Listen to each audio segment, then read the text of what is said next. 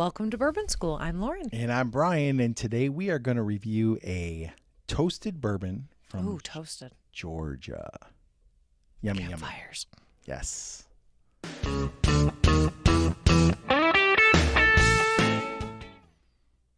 Okay, Brian, we have tried Fiddler before, Mm-hmm. not this version of it. So how Correct. is this different? Tell us about this bottle. Okay, so the one that we tried before was a Fiddler Georgia Heartwood. That was a single barrel, and it was, that is like a French oak finished, or the Georgia Heartwood finished bourbon. To me, it like kind of seems like a Maker's 46, like the French oak. This one is toasted. This is a wheated bourbon. The mash bill is, thanks to our eagle-eyed producer, 51% corn, 45% wheat, 4% barley. It is cask strength, so it is 119 proof. Oh, I like that proof. And it is finished in heavily toasted barrels for 3 months. So this is different than a double oak because it's not like finished in like a charred barrel. Toasted barrels are more, from my understanding, are more lightly burnt than a charred. So we're going to get a little less flavor of burnt char than a double oaked. What they say is that a toasted bourbon brings out a little more vanilla and lighter flavors, but it should impart toasted some versus extra charred. flavor. That makes sense. And I think with a wheated bourbon, I think that should go nicely. Yeah. We'll I'm see. expecting like a campfire marshmallow sweetness. See, I think it's going to be a little lighter than that. You do? Yeah. Okay. But let's see. Let's get looking at it, again, strictly just looking at it, it looks like kind of like a Woodford double oaked. Yeah, it's a little lighter, but it does definitely have some characters. Some darkness to it. Kind of smells like it too, Brian. It smells good. It smells really good. Ooh, it's proofy. That's for sure.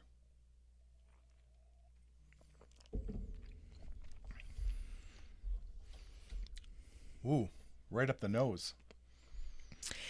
It's proofy. Yeah. But it's sweet. Super sweet. And you do get a little bit of marshmallow, but it's not, it's I'm like really a getting sweetness and like, it's not, well, I don't know. I don't feel like it's like a toasted marshmallow or like a burnt marshmallow. No, it's a wheated marshmallow. Yeah. It's wheated. So you're really getting kind of like the lightest of the light flavor of the sugar. Like it's tempered. Yeah. Oh, that's interesting. I just got my second sip. I got like a fruity note off of it, and I could not tell you what fruit it is, but I feel like there's like some fruitiness to it. I will tell you, this is definitely got some things going on. It's oaky and it's smoky, but it has that beautiful balance between those harsher tones with a lighter. I'm telling you, I'm getting into the wheated stuff. I really like how it offsets some of those harsher flavors, especially at a proof this high. Okay, this is a note that I never usually get, and I've never said this. This one to me has like red berries, like a strawberry, blueberry, not blackberry, raspberry. Like, yeah, like red berries and super sweet, and then that underlying like toastiness. It's not heavy like a double oaked. It's a very subtle toastiness, but I will tell you one thing. If nothing else, this is a very unique pour. It is. I'm trying to evaluate here as we're tasting and talking, but it has a very long lasting flavor to it. It feels great. Like it's a beautiful, like long lasting bourbon hug. That Kentucky, was Kentucky hug? Yeah, I'm getting it. Georgia hug in this case, I guess. It's a Georgia hug. Now this is not, they don't distill this. Actually would be an Indiana hug. It's an because it's Ross and Squib. It's an American hug. So it's they source it from MGP, and then it's finished and bottled in Atlanta.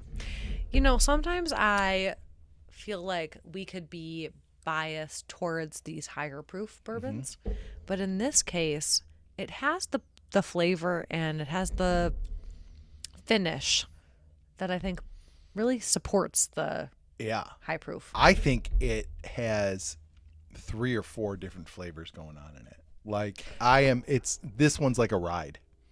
I really like We this said one. that about the scotch we had with Sugar Kitty Yeah. at Bunnahabhain. Yes. And Don't this ask me is, how to spell that yeah, one. right? This is a ride. Like there is some definite sweetness up front. I get the berries. I get a little toastiness. Then you get a nice burn at the end. It's very good. It's very good. Yeah. I think this is a great one. And it's summery to me. Now It we're is. approaching June. Yeah. This is, I think, a great summer pick. It's nice and high proof, and you're getting those traditional bourbon flavors, but you're also getting like a really nice, long-lasting flavor. And like you said, it's dynamic. Every time I taste it, I'm getting something a little bit different. I really like this one. Yeah, I think This is dynamic's very the good. word. That is super interesting. I think that's one that every time you sip it, you're going to get something a little different out of it. I like that one a lot. I don't know. Yeah. I don't think I like it as much as I like the Georgia Heartwood, but I do like it. Like that is one that, like, if I had the opportunity, I would buy it again. Now, I got this. We had a friend who was at line school near Georgia and picked this up for me on his way back. So, Tyler, thank you very much. But if I could get that one, I probably would keep that one on the shelf. It's nice. Now, the only hitch, it's like $80. I don't know if I'd pay 80 for this. Okay. I think Fair at that price point, no. No. Well, No. you know me. I like my cheap stuff. Yes. I don't. And I know my good cheap stuff. Not cheap. I think you're a $40 Oh, or below bourbon. I definitely am. I Absolutely. think that's $40 is your personal. I don't think you have to pay any more than that for a good bourbon. But it's pretty good. I think $80 for me is when I really start to ask that question. Yeah. Like, is this worth it or not? I think to me, I probably am leaning towards yes. I would buy this at $80 again. Where I think what comes in for me is a lot of the time there's a bitter taste with bourbons. I don't want a high priced bourbon that has any bitterness to it. I think that's a red flag for me. Yeah. This has no bitterness to it. And it's pretty darn good. So would I pay $80 for it? No, I wouldn't. But you're not saying it's a bad bourbon. no, it's very, very good. Yeah, that wheated bourbon with the toast, I think, is a really nice combo. Yeah. It's really nice. So It's very good. give it a grade.